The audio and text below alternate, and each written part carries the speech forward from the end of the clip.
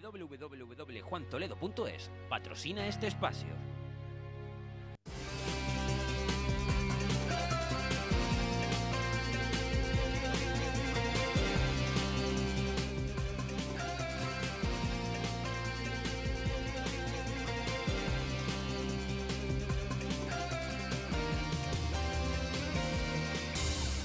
Bueno, pues estamos ya de vuelta después de la tertulia y como les había apuntado, vamos a iniciar conversación con Alicia Rubio. Ella es vicesecretaria de movilización de Vox y es autora del libro Cuando nos prohibieron ser mujeres y os persiguieron por ser hombres. Es esta publicación que bueno, se presenta esta tarde en Fuerteventura y bueno, que ya está en todos los kioscos y demás, ¿no? En librerías. Y bueno, pues aprovechando esta circunstancia, pues está hoy aquí con nosotros acompañándonos para hablar del libro y de otras cosas. Alicia, muy buenas tardes. Hola, muy buenas tardes. Muy bienvenida. Bueno, encantada de estar aquí. Es licenciada en Filología, exactamente. Sí. Esa es, digamos, su profesión original y ahora está dedicada a la política, ¿no? No exactamente. A ver, yo soy licenciada en Filología, pero he sido muchísimos años profesora de Educación Física gracias a la LOGSE, por decirlo de alguna manera.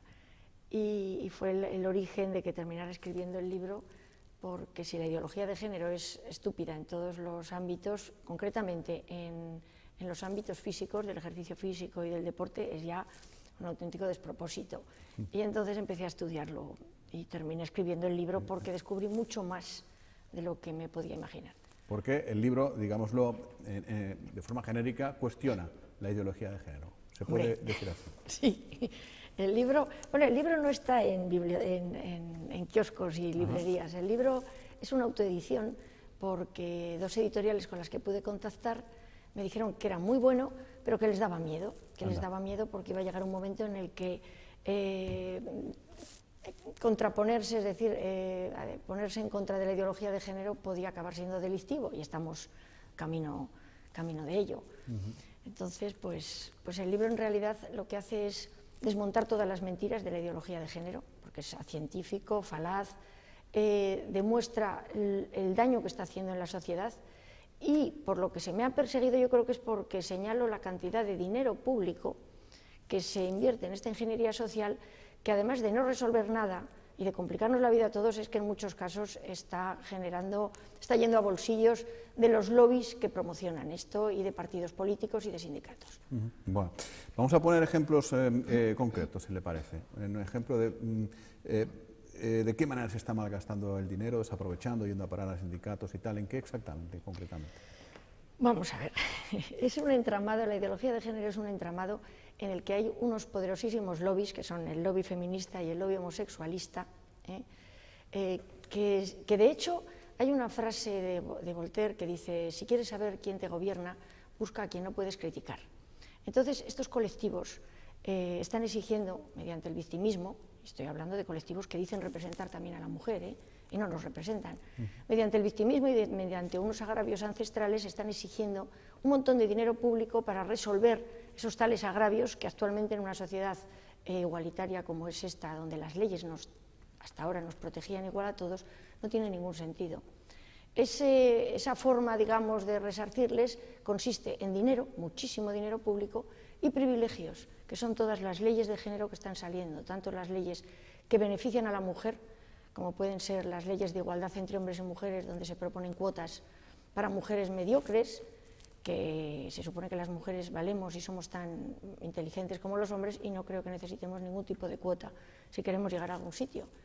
Y también, por ejemplo, la Ley Integral de Violencia de Género, donde, bajo el supuesto de que el hombre es violento por naturaleza, es culpable de violencia, no tiene presunción de inocencia en ese aspecto, y además los delitos cometidos por hombres tienen otro tratamiento que el de mujeres.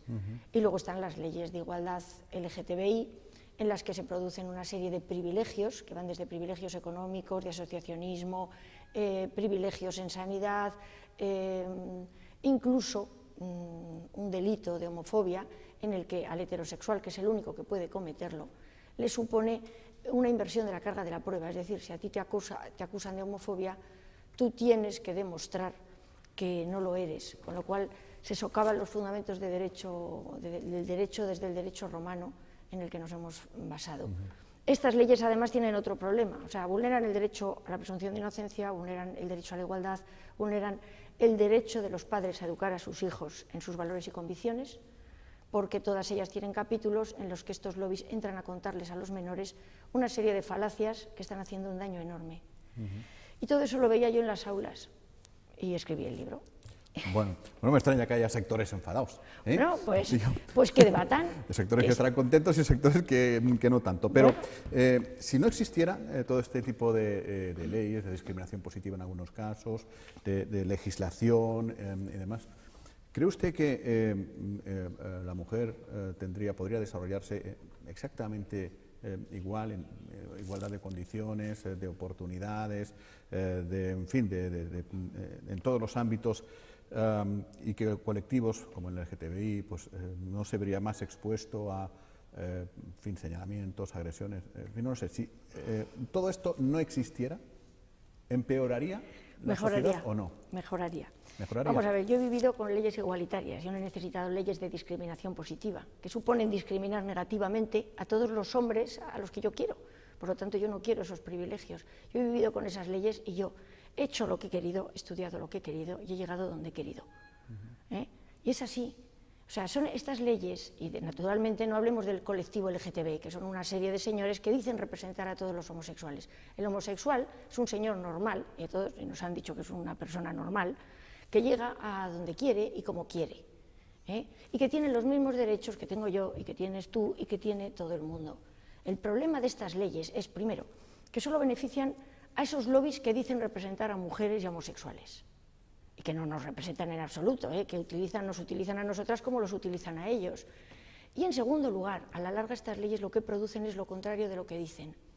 Si una persona es acusada falsamente de violencia de género y se le trata de una manera impropia en un Estado de Derecho, se le vulnera su inocencia, su presunción de inocencia, etcétera, etcétera, y además, una cosa que puede ser una falta se convierte en delito y sufre una exageración judicial, acaba confundiendo a la mujer de a pie con los lobbies que están exigiendo eso, esos lobbies feministas espantosos, con lo cual acaba generando misoginia. Y de hecho ya empieza a haber que no había hombres misóginos y hombres machistas víctimas de estas leyes. De la misma manera, las leyes LGTBI que acaban de salir ahora, y hasta que han salido, España ha sido durante muchos años el país más gay-friendly del mundo, según la Pew Research, que es una empresa de encuestas. Es decir, que aquí en España no había ningún problema con los homosexuales y la homosexualidad, y estas leyes a la larga van a producir homofobia, que es lo que en realidad ellos quieren, es decir, gente que se va a ver acusada de homofobia y a la que se le van a poner unas multas monstruosas porque alguien dice que le ha ofendido, porque además la tipificación de este tipo de delitos es impropia de un Estado de Derecho, pues claro, va a acabar confundiendo al homosexual de a pie, que no tiene la culpa de nada, con estos lobbies, y va a acabar habiendo homofobia.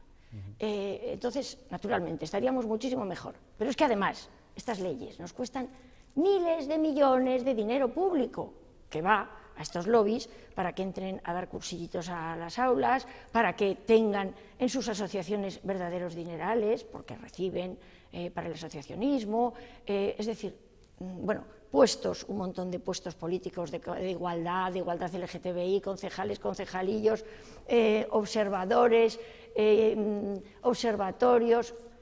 El dinero público que se va en esto es lo que hace que mi libro sea molesto. No que yo no cuente la verdad o que yo sea homófoba o machista, todo eso son etiquetas como la de facha, que cada vez dan más pena. Bueno, vamos a hablar de cómo quedaría, por tanto, hasta donde usted conozca, cómo quedaría estipulado pues, todo este sistema con Vox en el gobierno. Es decir, ¿qué desaparecería? Si es que desaparecería algo, la ley del matrimonio homosexual, la ley contra la violencia de género, ¿qué desaparecería? ¿Qué se regularía? ¿Cómo se dibujaría la sociedad con un gobierno de Vox, Alicia? Bueno, pues una sociedad en igualdad, una sociedad donde se respetarán los derechos fundamentales. No hay más que coger la Constitución.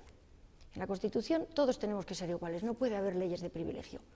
Las leyes que vulneran derechos constitucionales desaparecerían. La ley de igualdad LGTBI y heterosexuales vulnera cantidad de derechos. La ley integral de violencia de género también. Las leyes de aborto vulneran el derecho fundamental a la vida. Pero solo un inciso, porque dice que violan derechos constitucionales, Sí, sí. pero todo eso, hay muchas leyes que han recurrido al Constitucional y el Constitucional las ampara.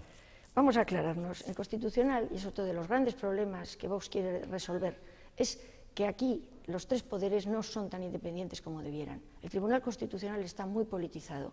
Por ejemplo, la Ley Integral de Violencia de Género, que es una ley aberrante y que no ha resuelto nada, sigue habiendo lo mismo, solo que además encima hay muchas más víctimas, pero víctimas de la ley. Hombres acusados falsamente, en unas proporciones alarmantes, y no hay menos mujeres maltratadas ni nada de nada. Lo que hay es muchos más lobbies enriquecidos y mucha más gente viviendo de esto. Entonces, esa ley fue recurrida al Constitucional, tuvo 180 y tantas cuestiones de inconstitucionalidad hechas por abogados y por jueces, de la forma que se pueden recurrir estas leyes, que es mediante su aplicación y demostrando que vulnera derechos constitucionales la aplicación.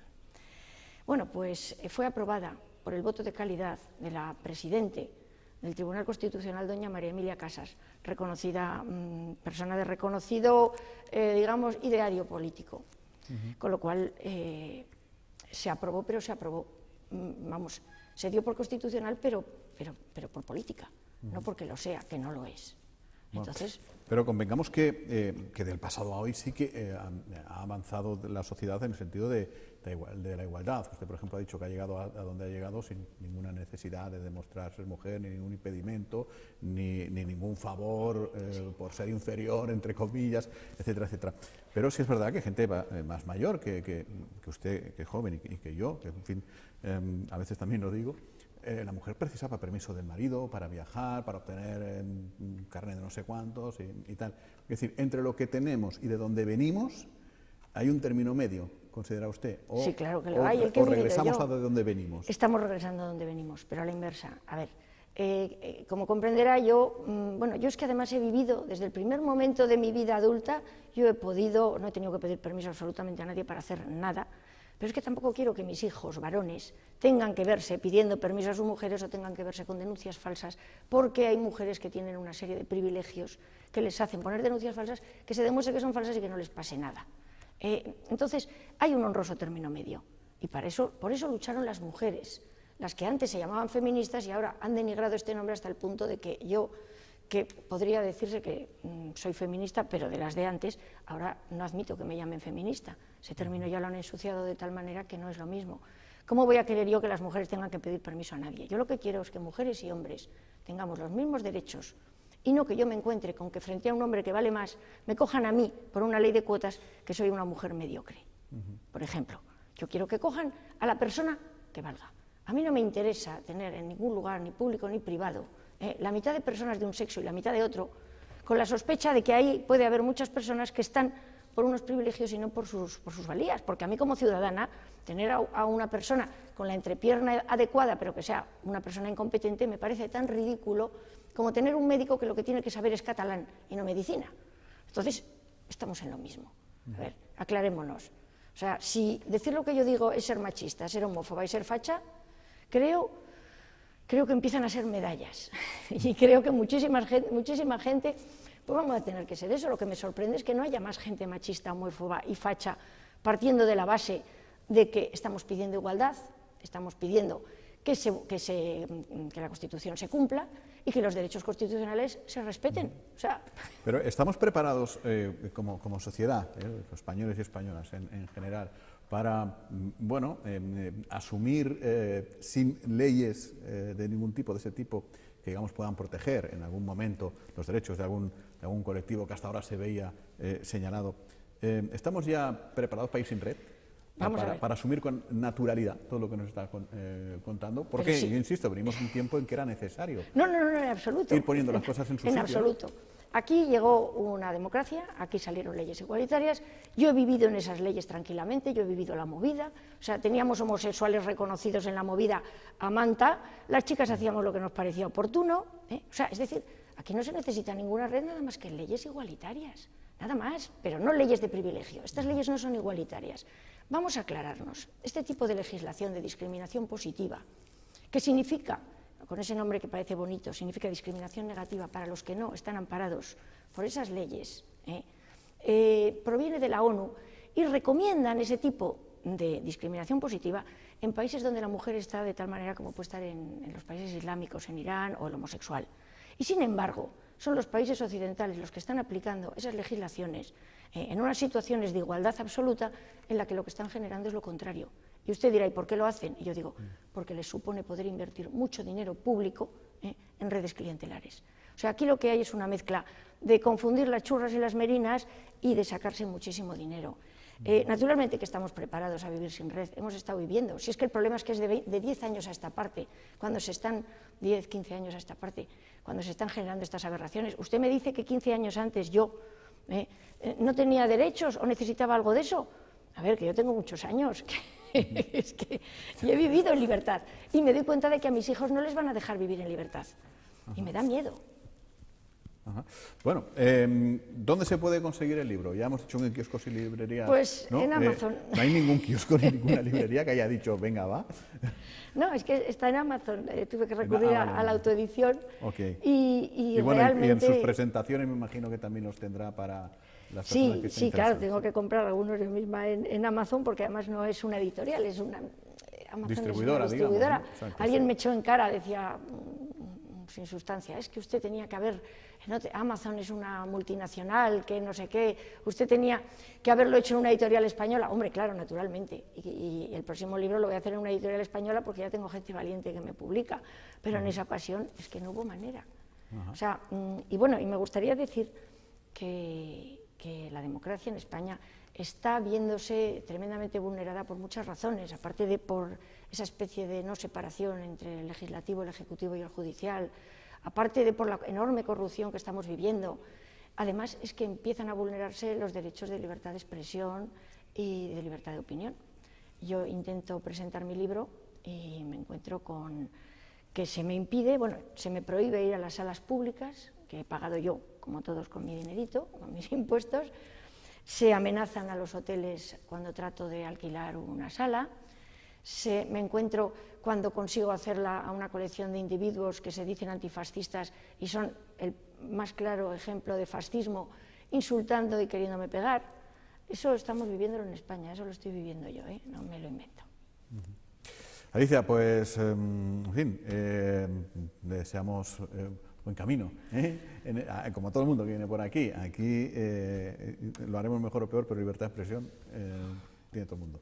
Sí, no, sí, desde luego. Todavía quedan medios en los que se puede hablar y se puede decir esto. La pena es no poder debatir este tipo de cosas porque huyen del debate porque simplemente saben que no tienen argumentos. Y el único argumento es acallar al disidente, perseguirlo y bueno, y seguir imponiendo legislaciones liberticidas, porque son liberticidas. Alicia Rubio, muchísimas gracias por haber venido. Y muchísimas muy buenas tardes. gracias. Pues hoy es viernes, tenemos bonus extra, así que ahora hacemos una pausa larga, porque la programación sigue, pero después por la tarde volvemos con la tertulia con periodistas para acabar de poner en orden esta semana. Ha tenido un día menos, pero no ha tenido un lío menos, ha tenido más o menos los mismos, así que tendremos tiempo de ponerlos en hora. Hasta dentro de un par de horas. Buenas tardes.